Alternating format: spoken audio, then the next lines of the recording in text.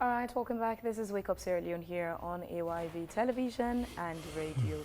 We're broadcasting from our studio at the top of Tar Hill off Bedemba Road in Freetown, Sierra Leone's lovely and beautiful capital. Indeed, coming up this morning on the program, with over 1 year since President Julius Maada Bio declared a national emergency on drugs and the increasing number of victims of the drug abuse in Sierra Leone, we're asking this morning, is Sierra Leone making progress at all? We'll be discussing the fight against drug abuse and kush in Sierra Leone. Also coming up in the program, data released by Rainbow Initiative on Sexual and Gender-Based Violence Survivor Report shows an increment as opposed to the every year 5% drop in past times. As this year survival rate, the report records about 1,438 as opposed to 1,395 in 2024, with Freetown alone recording about 463 cases. We will be discussing the report. Do not forget to be part of this conversation. As we had said earlier, go to our Facebook page. It is always AYV News. Join the conversation. It's a very critical discussion, and you ought to be a part of it. We'll move straight to our first segment. In April of 2024, President Dr. Julius Maada Bio declared a national emergency on drugs. This act was to combat the widespread use of drugs, especially kush, which is causing widespread deaths and mental health issues amongst young people. The task force was also launched as a strategy that combines law enforcement, prevention, treatment, and rehabilitation. But with the increasing number of victims of drug abuse, is Sierra Leone making progress? This morning, to discuss the fight against drugs, among other things, we have Safi Dumbuya, who's the Assistant Project Coordinator, Youth in Kush Project, Global Youth Network, and Muhammad B. Koma, Executive Director, Center for Partnership Initiatives, CPI. Good morning, ladies and gentlemen. Thanks for joining us. Good morning, Phoebe. Good morning, AYV. Good morning, Sierra Leoneans. I'm happy to be here this morning. Ladies first. I'll start with you, Safi. It's 1 year. What even led to President Bio's declaration then was a call by the public that, especially kush, had become very concerning, like he had declared an emergency on sexual and gender-based violence. The call was so he declares an emergency on drug issues in the country. He declared it. There's the National Drug Law Enforcement Agency. Much has been going on, but what would you say is the impact of the situation?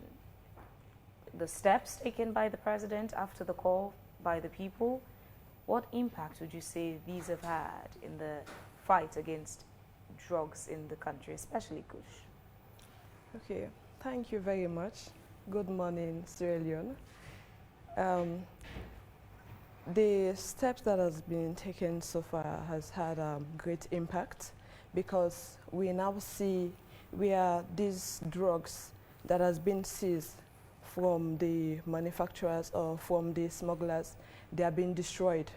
Prior to now, when those substances are being seized or when they are being taken from these smugglers or the manufacturers, they will be kept in a place where nobody will know about. But now we see that they do public burning of those drugs that are being captured or seized from those manufacturers. So that has been a very great impact.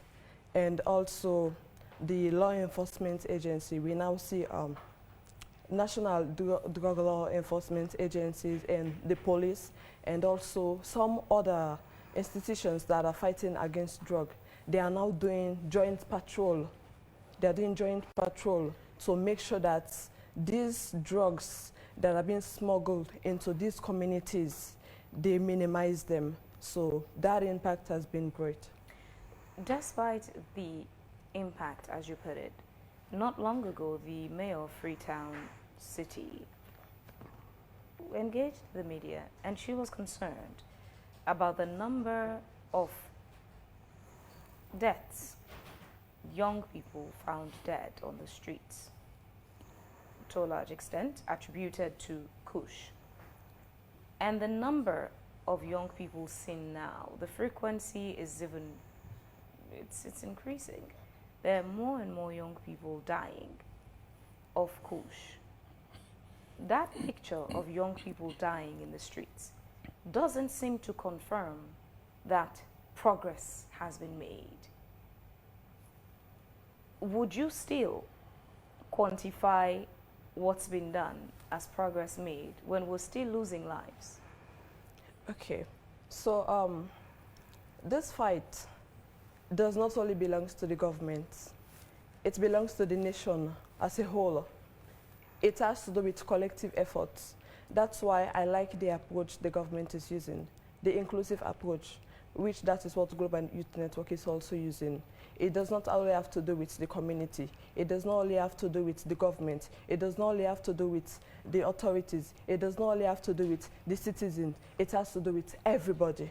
Everyone has to come together so that we fight against this scourge. Because even though the awareness is there, and the worst of it is that we have the known users, which what I mean is, they know that this drug is destroying their lives, yet they keep taking this drug. So even though the government, they are doing their best, much has to be done again, not only from the side of the government, but the nation as a whole. You say much has to be done. We take this to Mohammed. The awareness is there now. Even individuals who are concerned have taken it upon themselves to do community sensitization on the harmful effects of kush and drugs generally. President May declared an emergency. There's NDLEA. But with all this, we still see people dying. We still see more victims. What else do you think we should be doing as a nation that we are not doing, that is sort of not giving us the yielded impact or results desired?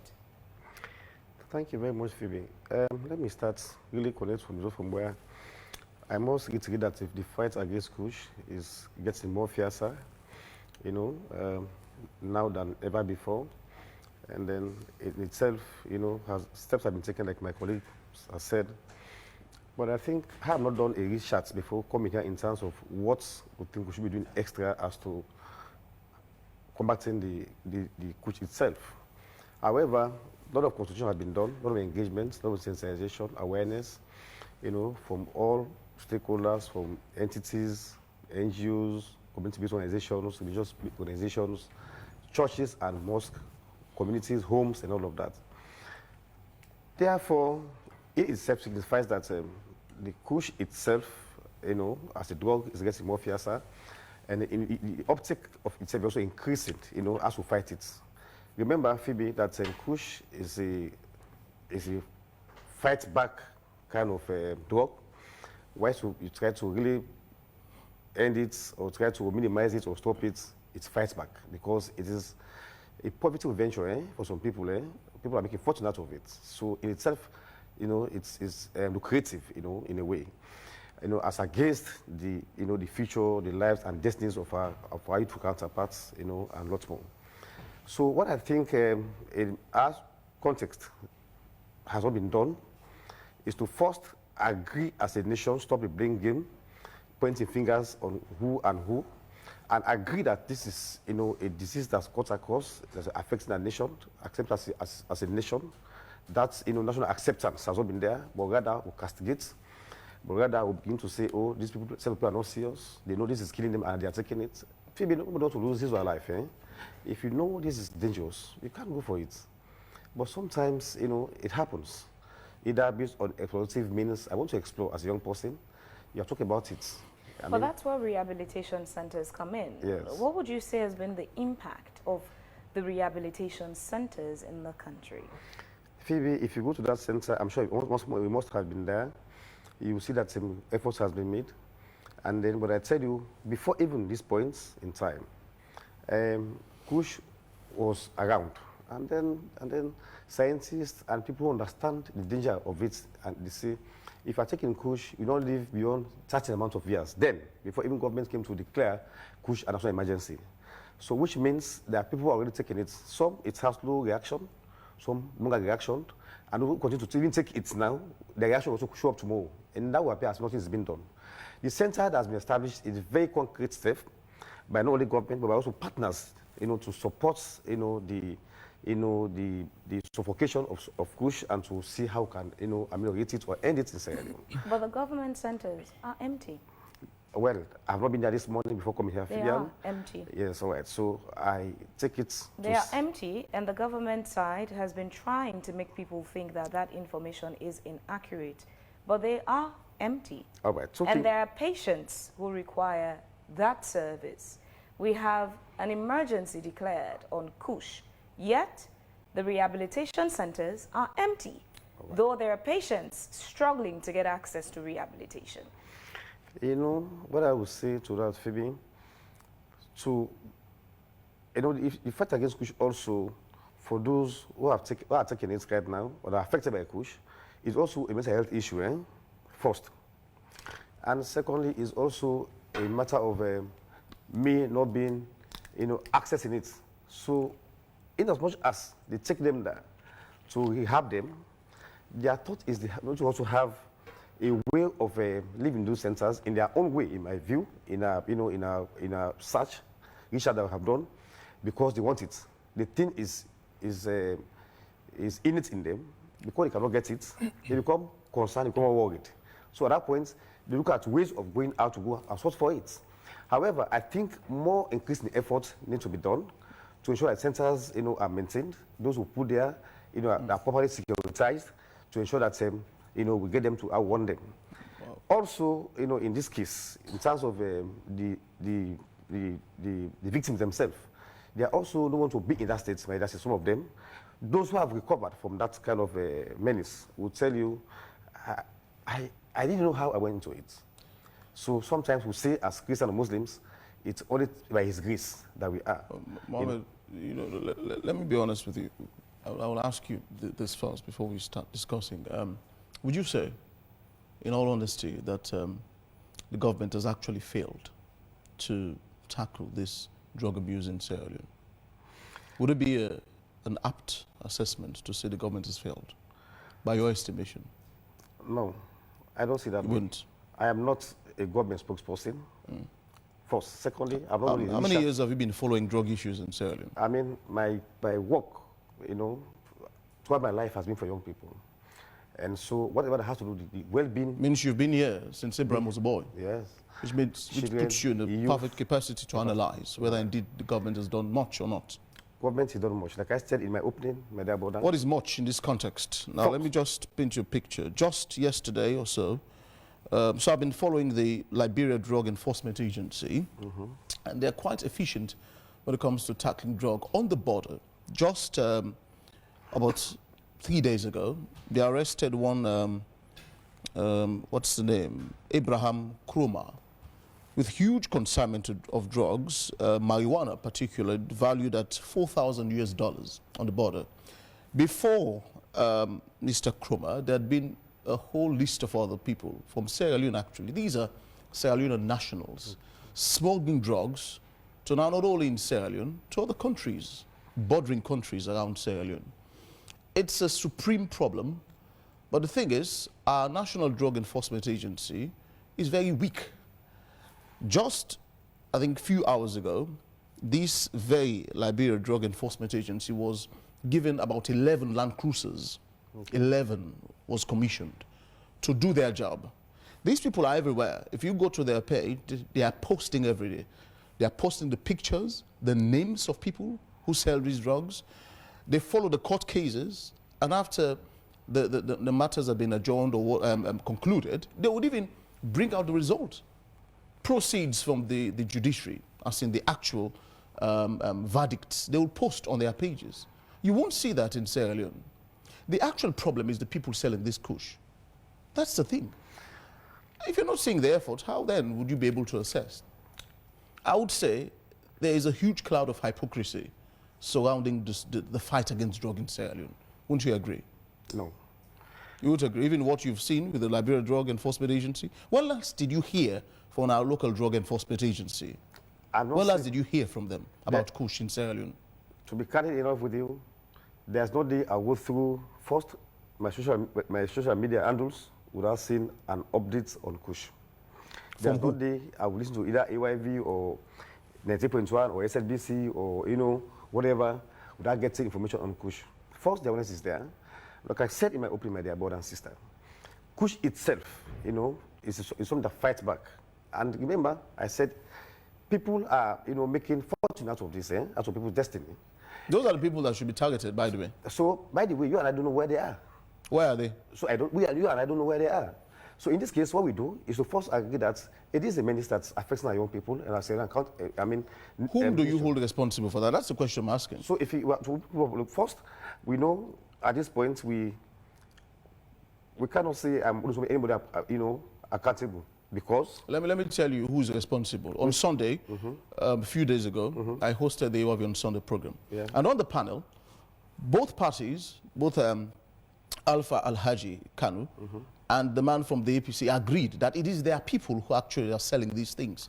People from the top rank of government, the rank and file of the ruling government, as well as the opposition. These are the people, they have something called immunity.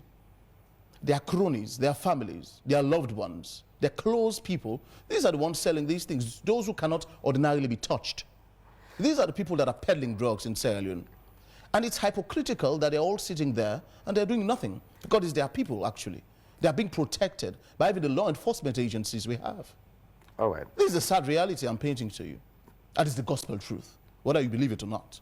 That information, my dear brother, you are privy to it. Oh, and unfortunately, don't you watch AYV on Sunday program? No, I wasn't. You don't watch the media? Well, you told me just now that you follow the media every day. No, I wasn't able to follow the AYV on Sunday, particularly. But then it's sad. It's a sad reality. If what you have said, you know, was what they agreed, it's a sad reality. What do we do? Well, then let's come together as a nation, as we have been doing. Let's continue to increase information. You see, that's the thing. In Sierra Leone, we talk a lot.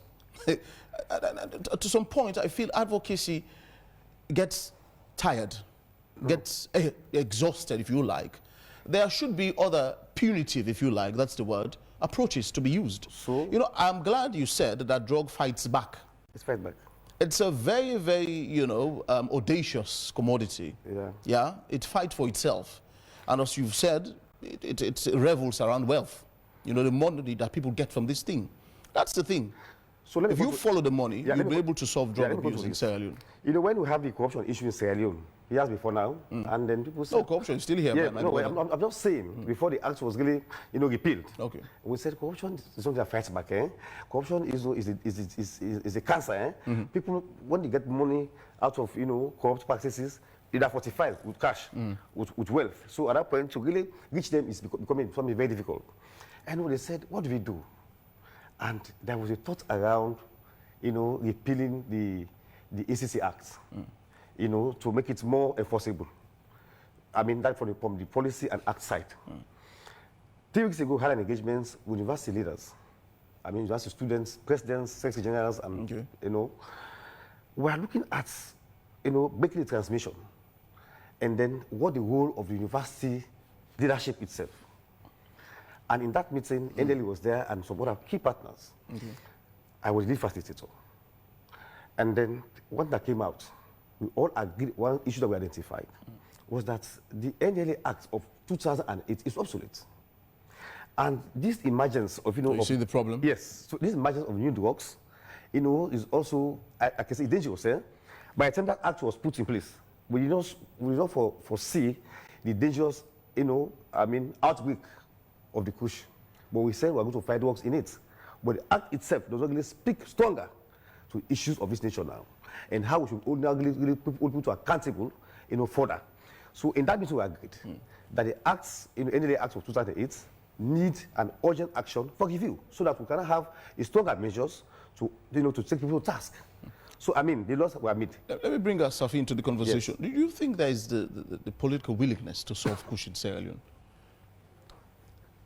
I can partially say that because if only this drug is being banned from entering into this country and also being manufactured second-handedly, then it will solve the whole issue. Like you were saying, the center is there, but it's not just for the center. It's not just for the center to be there. what is being done in that center? Is it just to administer drug? No. When we're talking about this kush, unlike other drugs that we have, that you can easily stop taking them if only you can discipline yourself. But this one, this particular drug, it fights back. Like when you want to stop taking the drug, they have this thing they call Johnson or Jones, something like that. That thing makes them not to even touch water. For the project we are having, most of the time when they come, they always look unkept. We'll tell them you have to take shower or maybe get yourself cleaned up. Just because of that, some of them will not even come because of what? They don't want to go near water.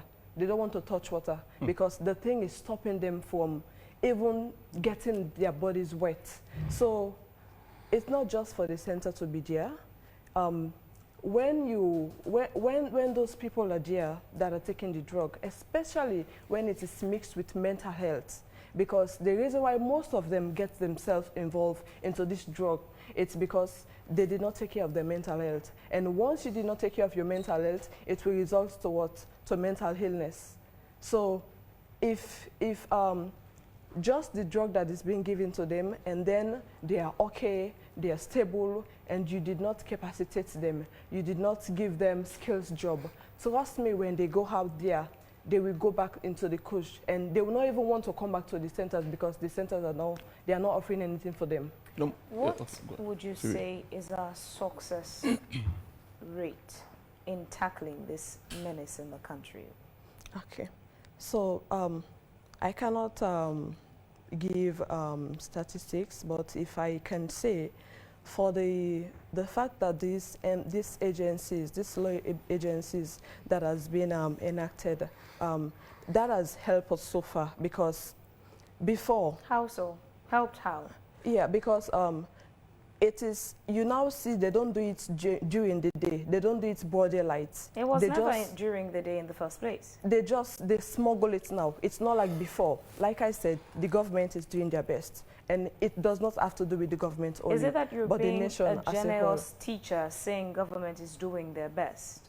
So based on what I know, I don't want to say, I'm not the government spokesperson, so I cannot ascertain that. No, yeah, I'm just asking, are you being a generous teacher to say the government is doing their best? You guys are seated here this morning because you're people who work within that space. We did not invite you, obviously, as government reps, but as people who work in that space, who go to the communities, who have encounters with these people. So you obviously should be in an informed position to respond to some of these questions. All right. Let's just put it out there. That's why we ask you these questions, not to say you are government reps, but no, you engage these people, so you're supposed to understand what's going on and make an informed submission. You're saying government is doing its best. Government's doing its best. Every day we have new cases of people found dead on the streets, largely attributed to kush. How often do we hear of the drug lords in that sector being arrested, investigated? How many cases do we know are in court of not just those selling the drugs, but those manufacturing? How many patients are in the rehabilitation center? How many patients have gone through the rehabilitation center who now would say, okay, this is X number of people who had successfully gone through the government rehabilitation and they have been declared free from kush or whatever. With all these pointers, you say government is doing its best. I'll ask again, are you just being a generous teacher passing a failed student? It's not a defeat.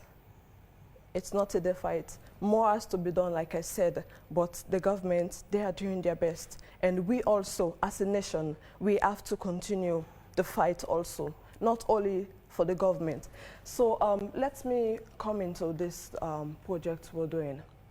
This project is for not only for the youth, but for young people as well, between the age of 10 to 16.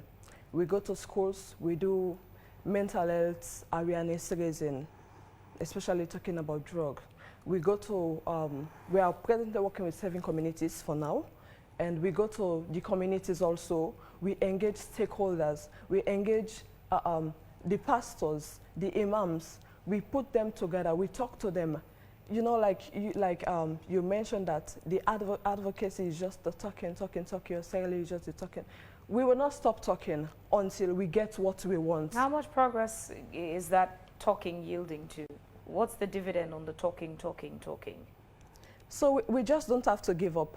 No matter how long it takes, we know that one day we will surely get there. And she says the talking helps.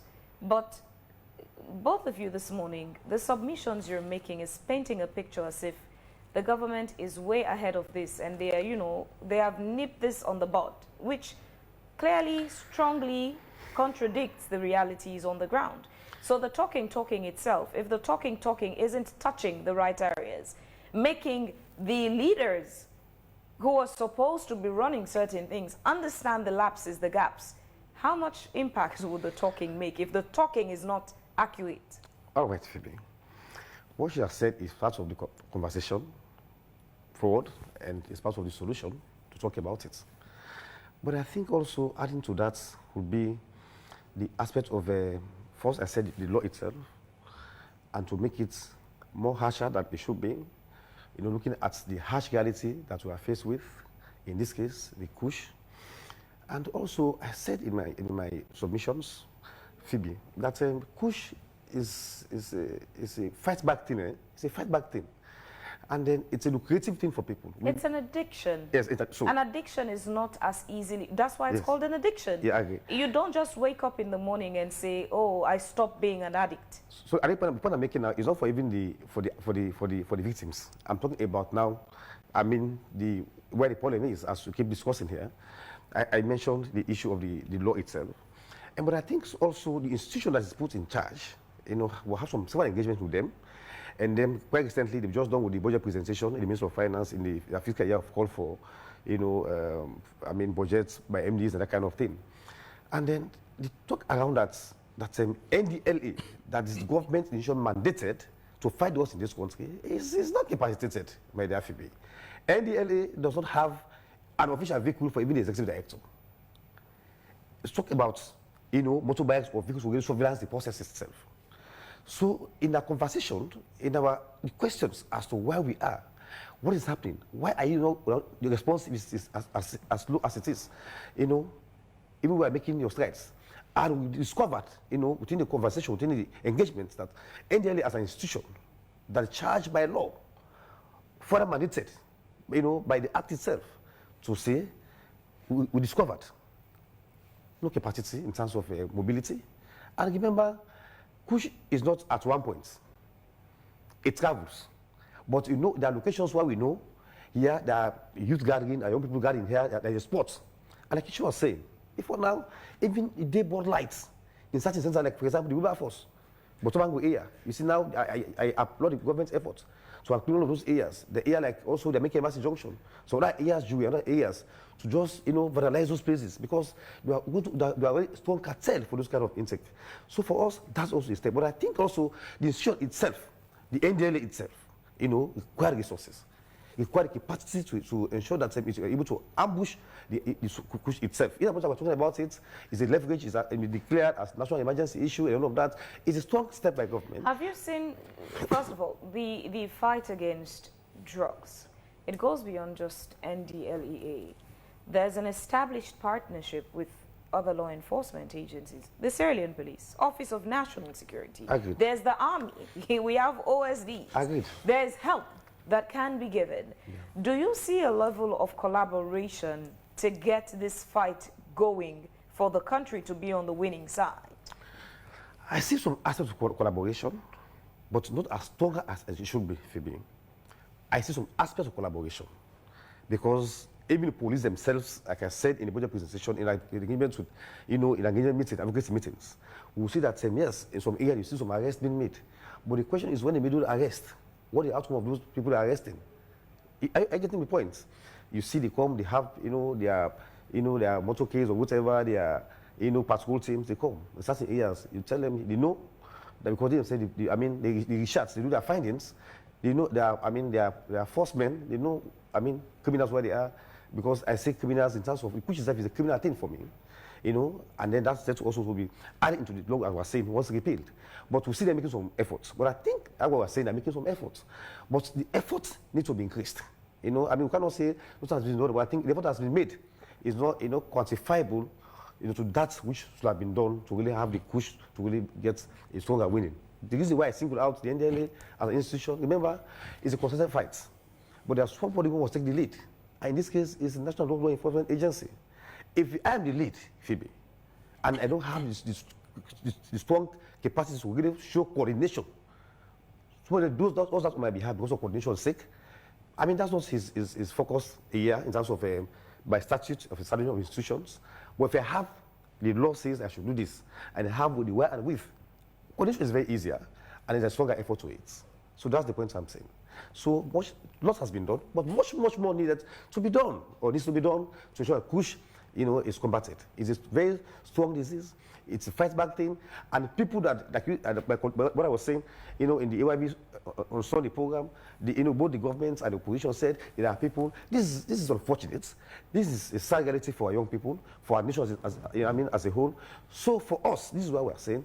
We cannot just say because they are responsible, but we care and we're concerned about the nation. Even the news you gave me about the young man who was arrested with the $4,000 worth of, you know, marijuana and that kind of thing. That's just maybe a small chingo money or maybe a black mint money in the pockets. You know, there are much more people who are maybe having lots more heavier weight of cash, you know, and do transactions, the portions of the borders and that kind of thing. So we know, even many borders, those things happen. You know, dog business is kind of very strong cartel because it has money. And so it's easy for people to maneuver through it because, I mean, based on gullibility and vulnerability of people and that kind of thing. So when you have those kind of things, it's not in a place where we say, let's go and get it done. You know, I mean, talking about this as well, I mean, strengthening the laws, strengthening institutions, and then AYV your platform. I mean, this goes across the country. People must be there to say, oh, this has been talked about. Where are we?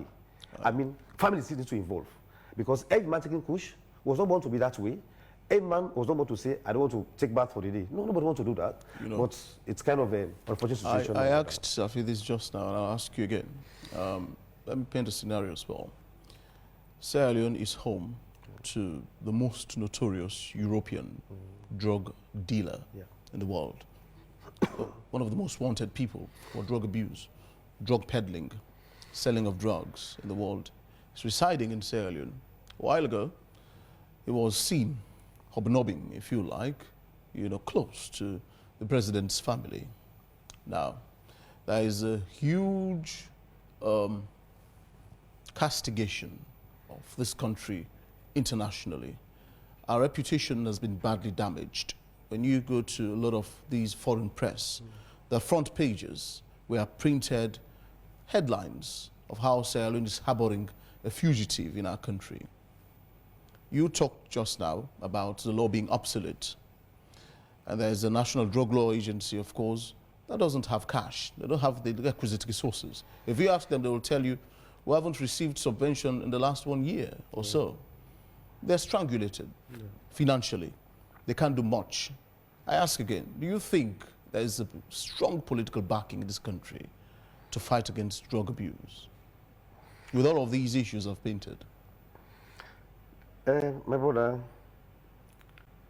the facts are not in my hands in terms of when people say Sierra Leone is a good economic country, and then, you know, government out, you know, have been making money through various drugs, either cocaine or whatever the case might be. Those reports are not in my hands now. But I'm sure we must have had those conversations, must have had them, you know, from time to time or before even this time. And so it is of no secret that what you have, your presentation in terms of the porosity, the lack of cash, the lack of, you know, resources itself, you know, to fight push is not there. I just mentioned the budget presentation, and where I said before that even in our engagements with, you know, key partners like NDLA, who is also in charge, you know, to really the fight against drugs in Sierra Leone, managed by law, though the law itself is obsolete, but I mean that's what we have now. You know, says we see that they are down. They don't have the financial resources. They don't have the equipment the capacity itself to really to start coordination. Remember I said, for the police, for the ONS, for the military, you know, they are just supportive to the process. But they are not really put in charge to fight that. It is the drug law enforcement agency. And this agency is not well equipped, is not well capacitated. And then I now see a gap. And so, of course, also I've read, you know, to say, you see, drugs, when people, you know, are into drugs, I mean, not the victims, those that deal with drugs itself, those people are not poor people. Oh. They're not poor people, my brother. And so, aside drugs, if you have money, influence many people. Naturally, you got money influence people. So talk to our drugs now, people say, I have money, I'm not going to be accounted for, come and take this amount of money here. It become more enticed. You know, so therefore, as to whether we are really determined to, you know, fight push to stop it at least right now, based on the government side, I see an effort, but I see much more that needs to have been done to really show a stronger commitment to fight drugs in Sierra Leone. Well, I'll ask both of you this question. I'll start with you. How do you think we can break the supply chain of drugs in Sierra Leone? That seems to be the problem, the people who are selling this thing. In fact, by the way, before now, we've had simmering instances of places, pockets of places around Sierra Leone where they are brewing, if you like, or making these drugs now in Sierra Leone. They are fermenting these things in communities, clandestine areas where there are operation hubs, for instance, manufacturing factories, if you like to call them that. They're in Sierra Leone now. How do we stop the supply chain? Before I really ask that question directly, my brother, some couple of months ago, I was around my area where I was first residing at Long Lake Region School area. And then a young man came to a pharmacy and he was talking. You know, if people are stopping Kush, then the Kush was just declared as national emergency. So we are saying that, oh, the Kush will stop now because you are taking it. I mean, and he said, bro, una the effect Kush. Some don't make now, not dot make, and then he stopped. I was interested to know, what are you making? And he said, no, they're interventions, they're innovations.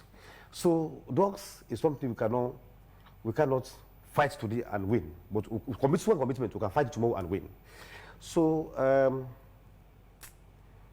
for the question of as to what we can do to bring transmission is to repeat the laws. One, continue conversation, and then name and shame publicly. But again, let's be more intentional about it. I mean, as a nation, as a government themselves, and as a people. This is not an easy fight, my brother. We must be more intentional, the laws must be robust, and then we must have some measures that are very strong as to how we bring people to book and bring them to accountable, hold them accountable for the actions. All right, Safi, please hold your thoughts on, you know, what you think in breaking the supply chain. On Zoom, we've been joined by Sidiki Kamara, who's the founder and CEO of House of Happiness, Sierra Leone. Good morning, Sidiki. Thanks for joining us. Good morning, Phoebe. Thanks for having me. The two people we have in the studio have been saying that government has done a lot, commending government's efforts and work in the fight against kush and harmful drugs in the country. But from your perspective, with your own engagements, how would you rate the impact and progress made so far in the fight against drugs, particularly kush? Phoebe, also I know, but I have to say this. The government has failed the youth.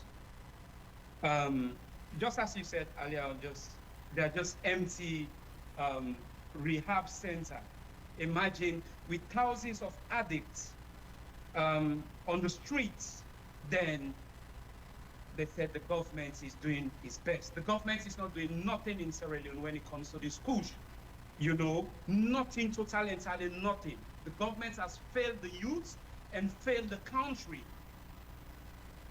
Because it's only Sierra Leone you can see the police, the OSD, going after the addicts and leave the dealers out there. If you imagine, a few days ago, we lost about 23 years of age woman, young girls, because of kush. She was 3 months pregnant. 3 months pregnant. All this is happening in Sierra Leone. then our brothers and sisters are saying the government is doing what the government is doing. The government is not doing nothing when it comes to this Kush pandemic. What is happening to and what is happening? They are tired, for God's sake. They are tired. They want to stop the Kush. Okay, there's a lot of boys there's a lot of these guys that they stop smoking Kush. They want to walk. Imagine they say we have rehabilitation center. Yeah, let's talk about the rehabilitation centers, Sidiki. Yeah. What impact would you say those have on the fight against Kush? Phoebe, if there's any proper rehabilitation center in Sierra Leone, if the government have a proper rehabilitation center in Sierra Leone, let them send me to prison. If they prove it, show it to the world, show it to you journalists that they have a proper, when I say proper rehabilitation center, not like a military, like where they say police camp, police this and that. Let them send me to prison. It's 100%. Let them send me to prison. So in other words, you're saying that what they have established aren't proper rehabilitation centers. What is lacking? What's the difference between what has been established and what a proper rehabilitation center should be? What's the gap there? Okay, Phoebe, what's the government's claim is rehabilitation center is nothing like rehabilitation center. It's just like una go get a 5 Kush people and put on then na police barrack and start give them food and then teach them and then they start rehabilitation center. They will show us the treatment that these guys are going through. Okay, they should show the database, how many people that they have. I saw, I'm thanks to our brother that said that about the Liberian enforcement. They have their social media handles, everything that they are doing, the post it. What about the drug enforcement in Sierra Leone? If you are fighting something, then you're not showing people, then ordinary Sierra Leoneans like us, we are showing the world what is happening. What are you doing there? We are doing your job. Yes, I'm a Sierra Leonean. I love Sierra Leone. Sierra Leone is my country. I'm proud to be Sierra Leone. That's why I'm doing what I'm doing. But the government is not doing. They should stop trying to fool people and tell them, say, oh, yes, we do this. No, they're not doing anything. We know the government, we know Sierra Leone politicians. It's a shame for these two political parties, both SLPP and the APC, destroying the youthful population in Sierra Leone because of their political reason. Because after what they are doing, when they are destroying the youth, then they bring their own family. But it's not going to work. On Phoebe, that these guys note, are well educated. Imagine, Phoebe, is Sierra Leone now. These guys are eating human waste. They are eating from the bean side.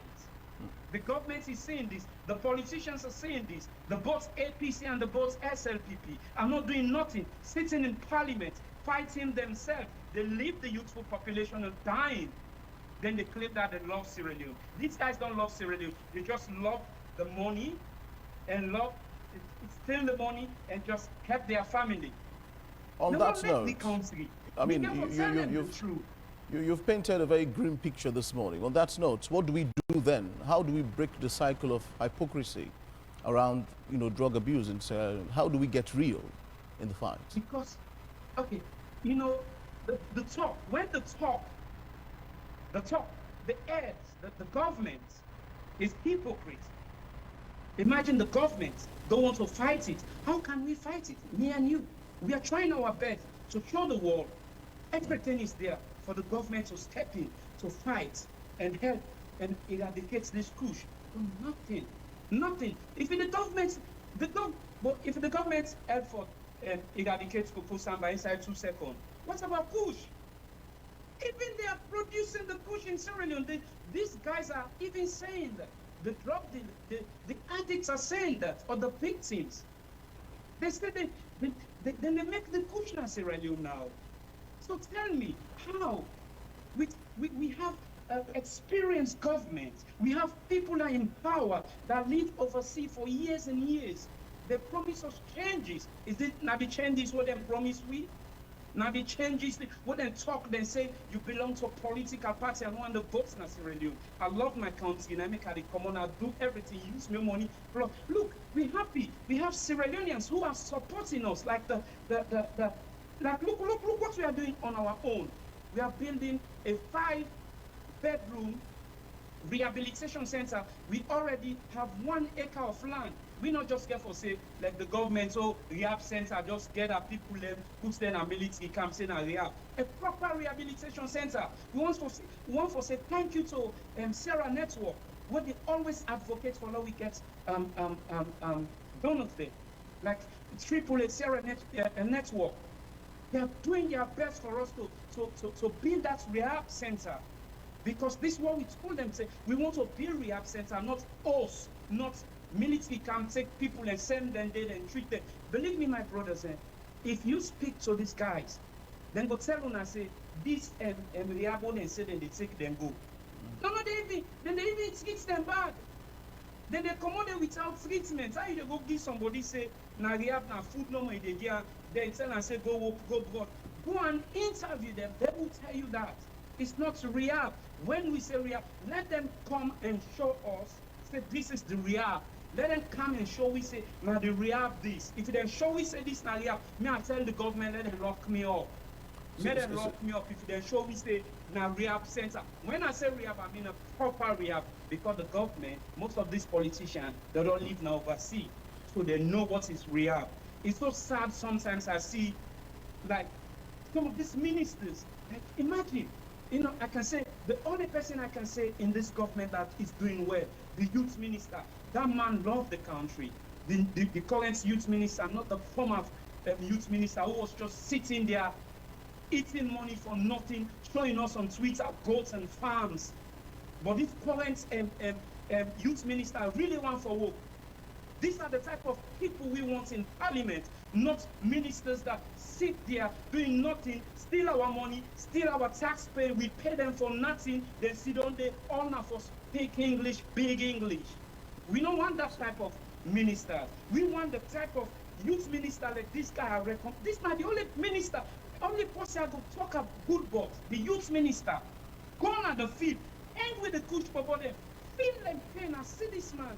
The way he love you want for doing work, but here in Sierra Leone, for more go work than they just disappear, afraid. He said, Naga get good mind.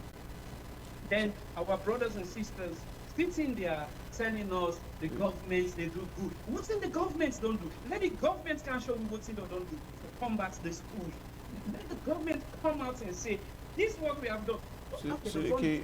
If you ask me, say what we don't do, we they show you what we don't do. How many people we don't make? We they call people that will show them and say, Una look, imagine what we don't do. But the government, they can't even show people them. They just go take 2-3 video and post and say, now this we don't do. It's a shame on the government.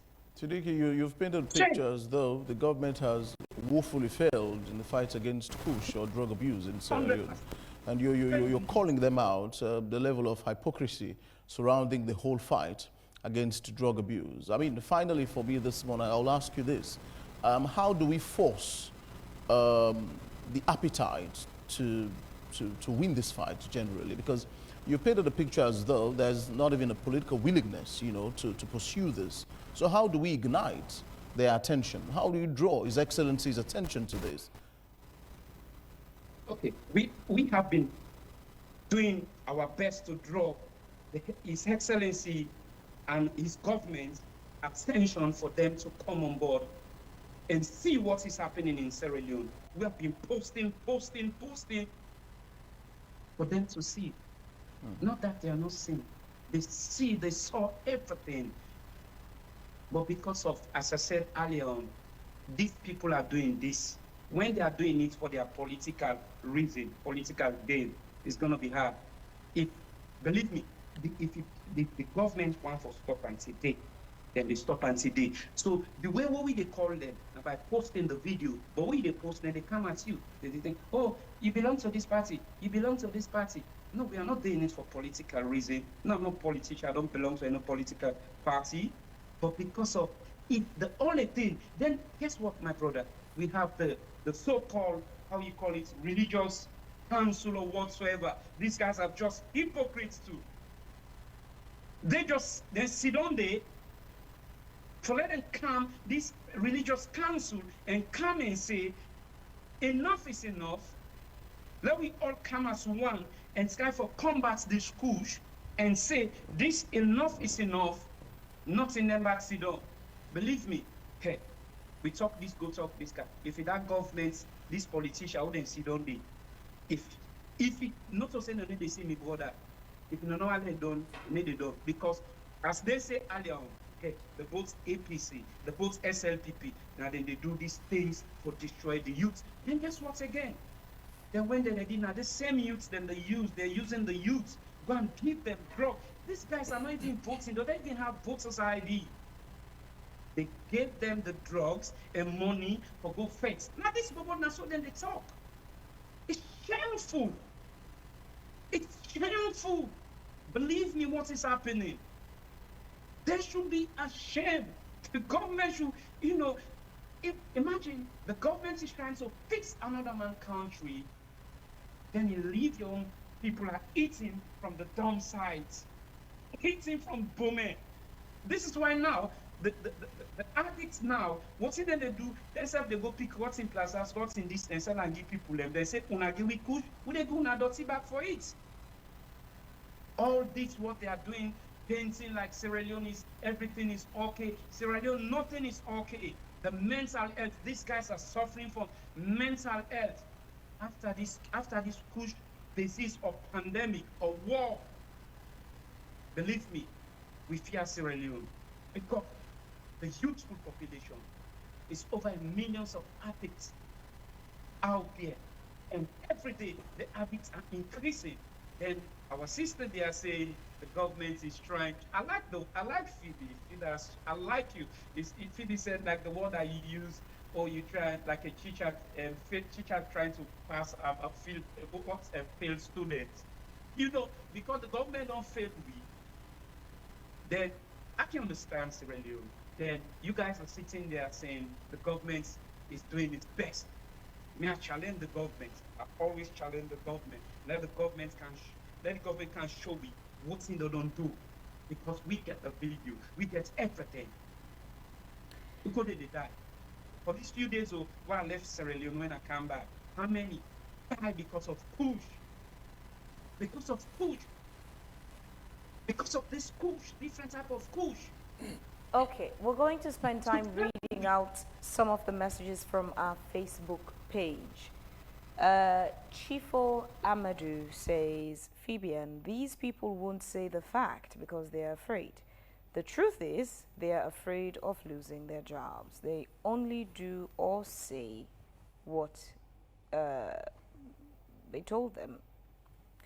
Sir Isaac Sonsiama says, most of what they preach on media is been tailored by their superiors. So what exactly should they be saying? What exactly they should be saying they won't. Young people are dying every day.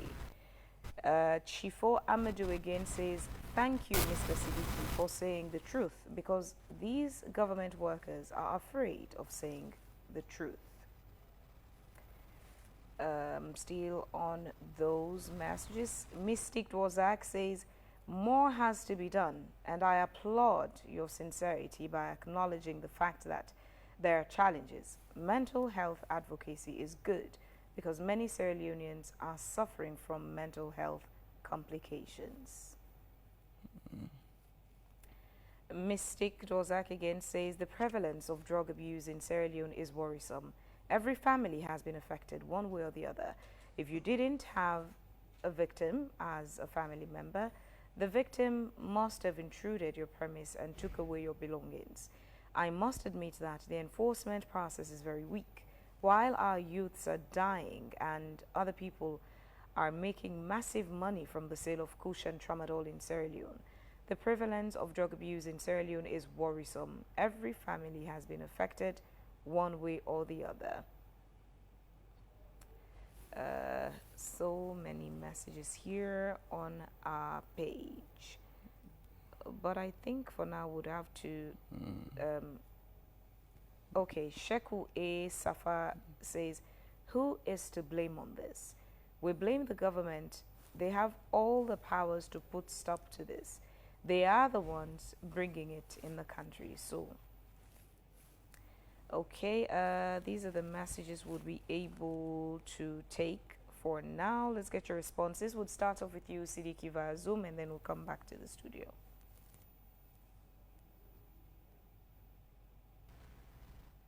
Hello, Phoebe. Yes, Sidiki, do you have a response to the messages we just read out? Yes, just like what they are saying, who to be blamed? The government. I can understand.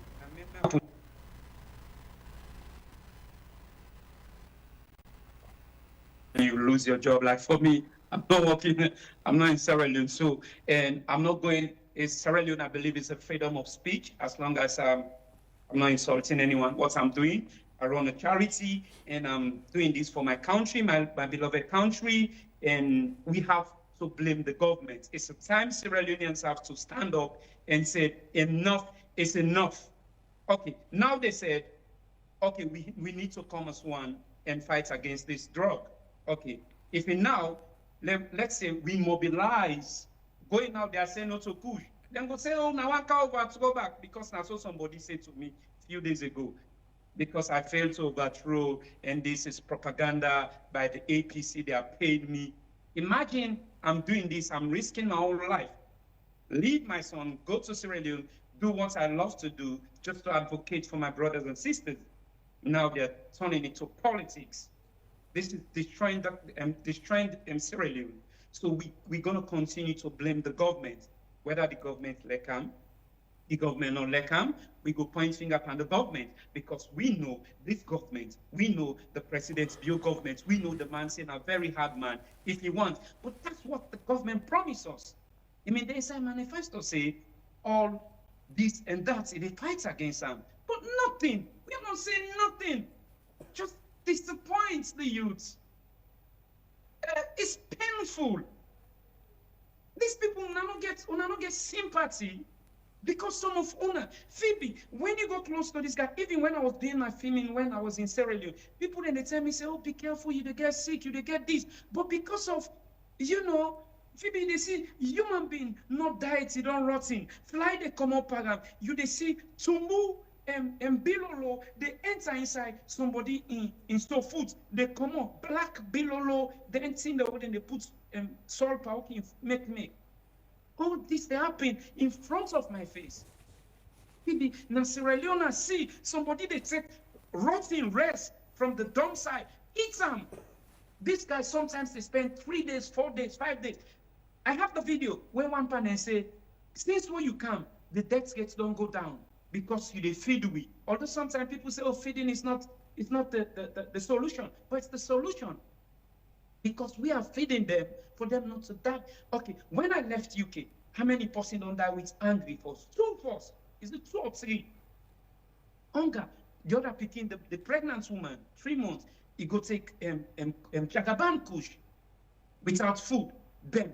So if I was there, that would not happen. How many of them are dying? We know. Then sometimes they say, these people are dying from this Kush. But the government, if I tell you, say, Phoebe, if we tell you, say, the government is not seeing, that's a totally, entirely wrong. The government that they see, the minister that they see, because they're very heartless, because they don't love their country, they just love the money for can't take and go. There's one thing I always say in me, I not go ever take money from Sierra Leone and bring and overseas. May God not agree. I go take from here. I go sacrifice, take from here, go to my country, because now that my country. Thank you very much. If we get this mindset, if some of us have this mindset, then you have this fake JC, this fake Sierra Leone, puts a lot of drugs now and container, ship and go Sierra Leone. Who's the drug they pass? Now Wataki. Who are they in charge of Wataki? The government. Who are they in charge of the airport? The government. Who are they in charge of the every side? The government. So who do we need for blame? Do we need to blame Phoebe? Do we need to blame Remy? Do we need to blame any other person, or we need for blame these two young men and gentlemen at the studio. No, now the government we need for blame. They turn and left, turn and right. When the government is doing good, people are praising them. Yes, you're doing well. But if you're doing bad, you don't want us to criticize you. We're going to criticize you because Sierra Leone, we have a freedom of speech. And this is my right to criticize the government because I'm a Sierra Leonean, I'm a running charity, and I'm doing my best to support the government. Thank you and very I'm doing much, my best to support Sidiki. my people. I'm Thank not you to for rip your it. time I'm not with doing us this this to morning. rip from the country. Thank you very much, Sidiki, for your time. We'll get both of you now to respond to the messages as well, and quite a bit that has gone on through the last few minutes. Safi? Okay, so first of all, I'm not a government worker, so nobody has to tell me what I should come and say, because I work with these people. I know what they say. I know what they tell me. I know, even though I have not been in their shoes, but I most times empathize with them because we interface all the time, especially when we have sessions. So most of these things I'm saying, I'm not saying what someone said I should come and say. It's what I get from the field, what these people say. So like I was talking about mental health. Mental health is very essential for all of us, for everyone, even all of us that are seated here. We all have mental health issues, yeah. And if we don't take care of our mental health, that's what's the result of some of these things. When we often face with some issues, if we don't use the positive coping mechanism and we use the negative coping mechanism, there is nothing that will prevent us from being like those guys. But because some people use the positive coping mechanism, like when you're stressed, you try to sleep, you try to rest, you try to listen to music, you try to talk to someone, you try to go for swimming, you try to do something that is positive, something that has positive impact. But if you try to use the negative coping mechanism, which is just something temporary, like you try to take drugs, you drink alcohol, that thing is just going to numb the pain for some time. After that, then the pain comes again, and you decide to go again to the same thing. That will lead you into addiction. That's why most of these people, when they get into these drugs, they find it very difficult to come out of it, because they'll just think like, when I come out of it, the problem is not going to solve. And you don't get problem to be solved just in a day. It takes time, it takes endurance, it takes discipline. But if you say you are faced with with any kind of issue, and then you don't want to use positive coping mechanism, you decide to go into drug, it's going to destroy your life. That is why mental health education is very essential for everyone. That's why for our organization, we're taking it to schools, we're taking it to communities, we're letting people to know that your mental health is very important. Take care of it so that it will not be affected. Because once it is affected, that's why it's a result of some of these things that these youths are taking. So nobody is telling me what to do or what to say, but these are the realities of what is happening to some of these youths. So it does not say that people are not dying. People are dying. I can't tell you that people are not dying. They are dying, especially those who are living in the slums, because that's where we're working it. We're working with the vulnerable people, because those ones are hard to reach. In those slum communities, the kind of drug issues that are happening there, it is very difficult for some of them to come out of it. It only takes the grace of God for some organization, especially us, to reach out to some of those people, because they don't even have place to sleep, clothes to wear, food to eat. Like what this guy was saying, some of them, they have to feed themselves from the trash. What has been put in the dustbin, they feed themselves through those things. And when we do this project, whenever we go to have any session with them, we make sure that we provide food for them, because we know even for you, even if you are working, once you are hungry, you have money to buy food, but if you cannot access food at that moment, it's very difficult to you'll be very uncomfortable. So talk less of those guys that they don't have job to do. Most of them, what do they resort to? They resort to theft. For now, yesterday I saw a video where a guy was caught. He was stealing those EDSA cables. And I later noticed that he was someone who is an addict, kush addict. So once they don't have something to feed themselves, they resort to theft. They don't even care whether you are their siblings, their relative or what. They just want to satisfy their thirst, their quench, so that they'll go and buy drugs. They'll go and buy the drugs and take it. So that's why mental health is very important. So if we take it from there, trust me, we're going to have more success stories. And also, in relation to the government, like I said, even though they are doing their best, but much has to be done, especially with banning these drugs. It has to be banned. Like, there is no way of painting it black and white or red and blue or whatever. It has to be banned. And not only that, for those who are victims already, we need to have detox rehabilitation. It's not just to have the rehab. It can be there.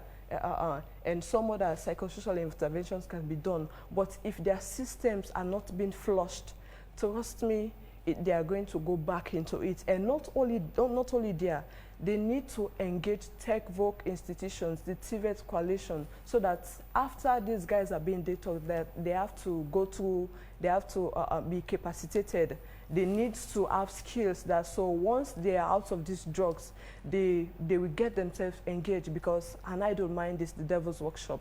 Because if you, let's say you are okay, you don't have anything to do, you don't have any skills, it's going to be very difficult for you. You have to go back to it. And the worst of it is that prior to now, we were worried about the uneducated youth being involved in drugs. But as of now, even the educated and the skilled youths and adults and children, they are also engaged in this kind of practices. So this leaves it leaves us in a very confused situation to determine the cause. Exactly. Why these people take the kush in the first place. Exactly. That's why it was easier to say it's unemployed youths out of frustration. But you see, employed people, yes, it was easier to say it's young people. Now yes, you see even older people. It's easier to say it's street boys and girls. But you see even men in uniforms, yes, military, police, yeah, people you would least expect do take kush. It leaves us with a different kind of situation. It's quite confusing. Yes. That's why it has to be banned. And once that drug is being banned, we need to focus on detox rehabilitation and the skills training. We need to capacitate them. Do you think we need to invest in understanding why they're taking kush? I ask because even everyday conversation, there are still new people every day who go to take drugs, who go to take kush particularly. Not necessarily because these people have not heard that it kills. Unlike the other drugs, kush is one that kills them in a very short period. With all that people have seen and heard about kush, the people who die in the streets, the saw we see on the people, yet you still have people every day who were not victims before, who now become addicts. They take kush. What can we do? That's the million-dollar question, Phoebe. And then we, like you have said, we need much more investment into it. But then let me start with the texters to this program this morning. I thank them, and I joined my colleague to make a quick disclaimer. We're not government officials. We're advocates. We complement government efforts. I mean, all of us, to see what government, is lacking and how can come, halfway to call their attention to it and how that can be solved. That's why we're here this morning.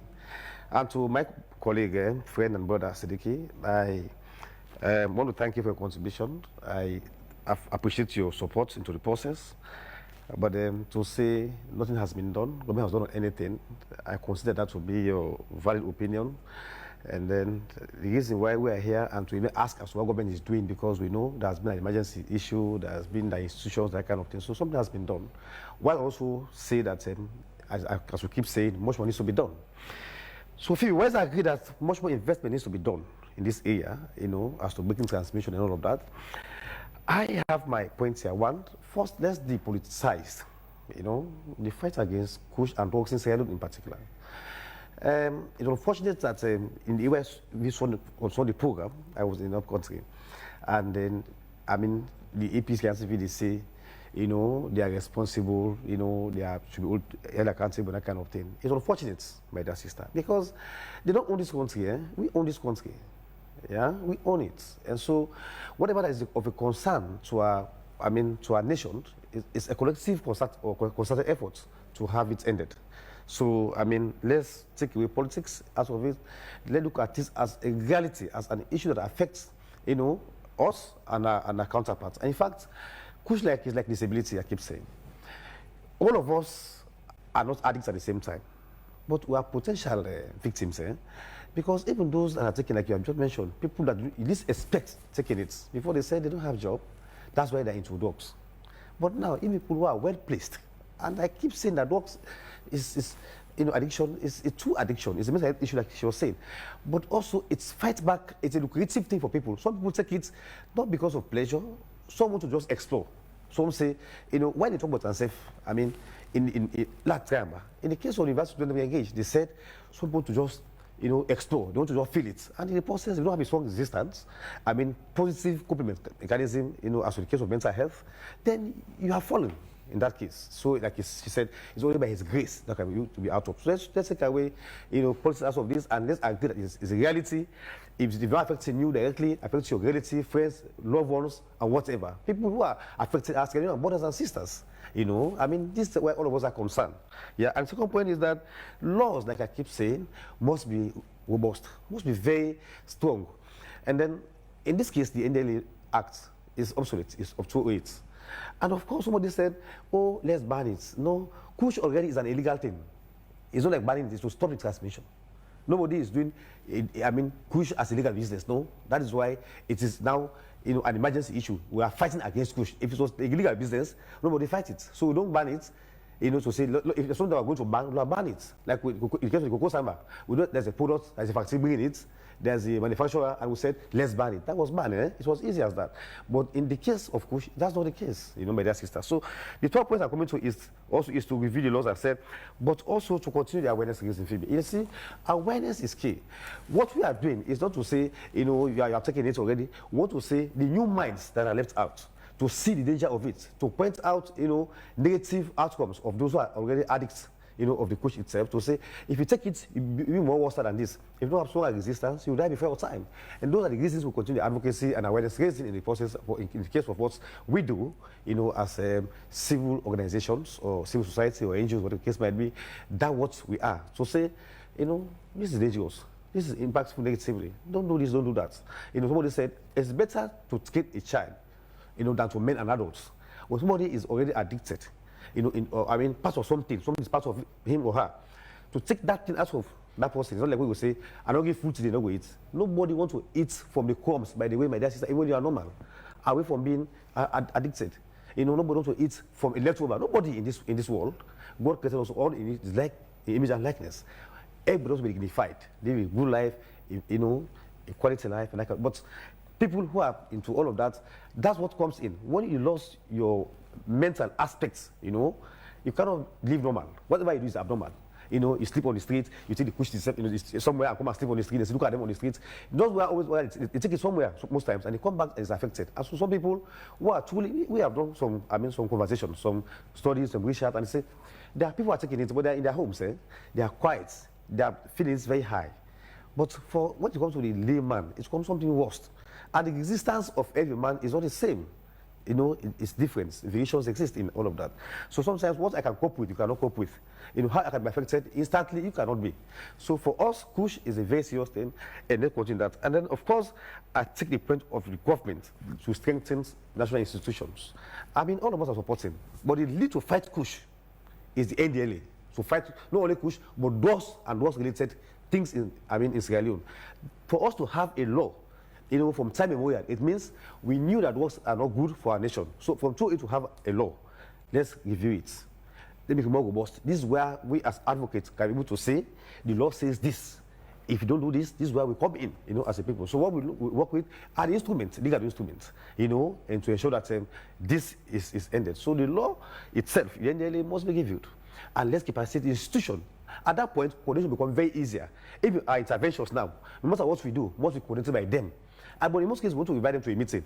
It's also a burden on small money that we have to say we are bringing them to come, maybe to an engagement. We have to also look at their transportation, which should not be the case. You know, and remember also, on the side of government, while I'm not truly a government official, maybe, but you are also agreeing with you that Kush came this year. Well, we'll have some instances for Corona. Did you say Kush came this year? No, I mean, the declaration came this year, April this year. Declaration as of Kush being an emergency issue now.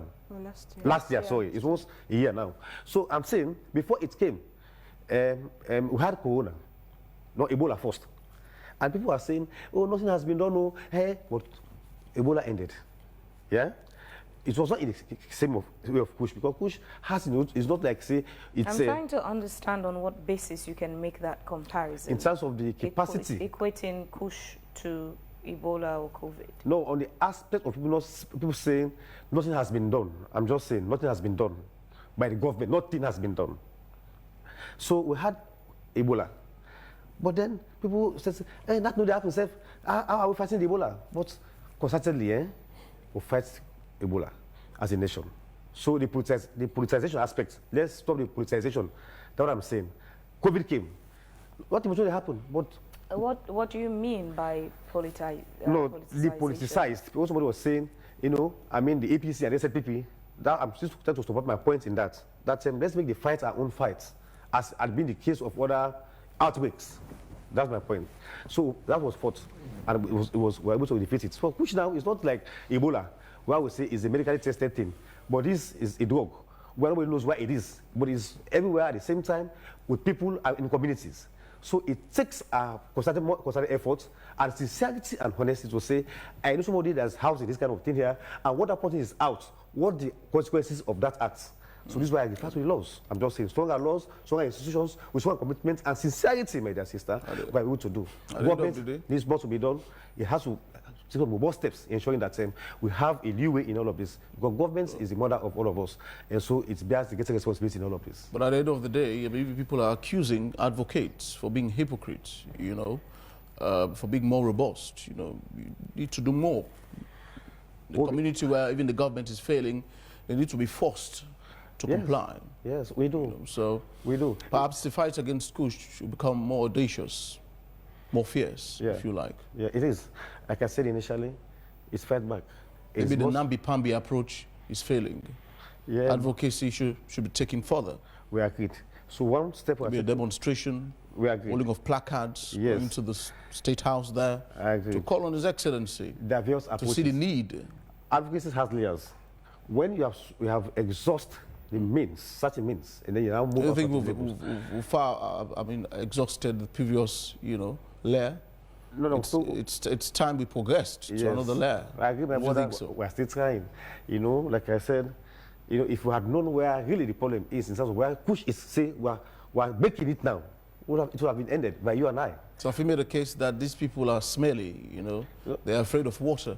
They're afraid. You know, and even our brother was saying in Siddiqui that most of the holding centers are not ideal for people, actually. Yes. So much more needs to be done.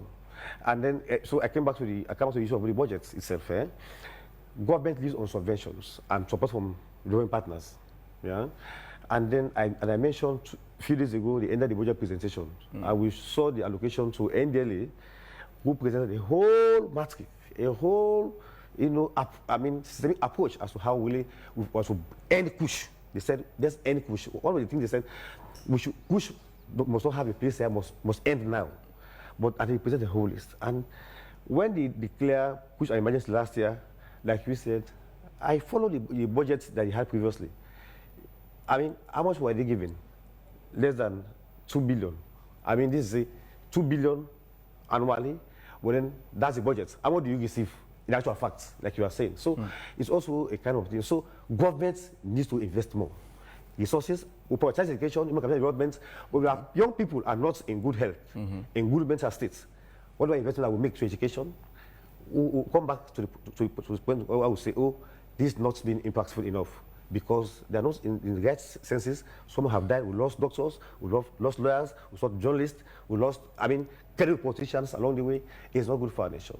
So we'll keep, saying we're supporting, we'll keep also saying governments has the burden, and we must push them to the point where we want to see the nation for young people to have a sanitized health and healthy being, and to have a mind that can put them to where all of us want to see them. So many people, my brother, is something else. Nobody want to be in that state. Well, let God help we are. So Safi, it appears as though the buck stops with you, the advocates. I mean, but again, essentially you discuss funding. You know, how much do you have to combat this? Well, since government is almost neglecting their duty, it falls on you, actually, to do the work. And then these people are everywhere now, sleeping on the streets like zombies. They are under the bridges of Freetown. These are the people that are robbing people all over the place, because when they don't have money to buy, they resort to violent means to get money. Would you be changing approach or solidifying efforts to ensure that, you know, Kush is eradicated, but again, funds is quite essential in what you do? Do you have the requisite resources to continue this campaign? Like I said earlier, for now, we are dealing with 7 communities, because it's a whole lot. We will not be able to do it. Cover the whole country. No, Yeah, that's all. No. So for now, we are working with Funkia community. Okay. We are working with Kube, Abadin Esis, Abadin Moscow, Olwaf, and then King Tombome. So we are working with them. Susan there then. Yes, we are working with those communities for now. So we are using multifaceted approach, using psychosocial interventions, yoga, somatic movement, music and art, and we are also doing mental health for schools. We are dealing with 24 schools for now in these 7 communities, because like I said, the budget cannot allow us to go cut across the country. So, and it's not only for the yoga that we are doing for them, because even though the yoga has to do with the entertainment aspect, because, you know, sometimes when you are too tight, when you are too stressed, this exercise can help you relax a bit, it can help you ease up. So that is one approach. And also, we are now at the stage wherein we have introduced skills training for 40 beneficiaries that we are dealing with, 400 beneficiaries for now, 50 per communities. But for Kube, we have 100, because when we did the survey, we had a huge amount of Kush victims. So we had to prioritize Kube, because it's a whole lot. And those that are in that community, you know, like before, we used to see people who have SAW to be diabetic patients. But as of now, we don't even know those who have diabetic or those who are Kush victims, because like we said, they are looking like zombies right now. So it's not only for the psychosocial interventions, even the skills training, because you don't go and tell them to stop taking Kush, you help them how to come out of it, and then you don't capacitate them, because when they come out of it, they are going to go back as long as they are not engaged. So that's why we are using those approaches, so that we will be able to help those 400 youth in those communities, and also the schools. We are trying to target at least 5,000 school pupils in those 24 schools, so that we will let them know that mental health is in all of us, and we have to take care of it. And once we don't take care of it, that's what results to some of those things. Because if we don't capture their minds young, once they get to the adolescent stage, and for some parents, they don't have much time with their kids, they are often staying with their friends. And if you have a friend that is into those kind of practices, and you don't have that kind of parents that will talk to you, that will let you know that this thing is wrong, you just listen to that friend, and then you indulge in those acts. So those are some of the strategies we are using. And also we've engaged 300 parents and stakeholders in these different communities to let them know about mental health and let them know the risk of these drugs, and so that when they see any of these signs in their kids, they know that this is what to do. And we've given them referral pathways also, because some of them, they are afraid or they are scared to go to these psychiatric homes and this rehab centers. So we've helped them and given them contact number that they should contact whenever they are faced with any of these issues. And we've also trained 30 youth ambassadors on mental health from different communities that will go to these communities and do sensitization on mental health. All right, Safi, thank you so much indeed. Seems as though you're doing so much indeed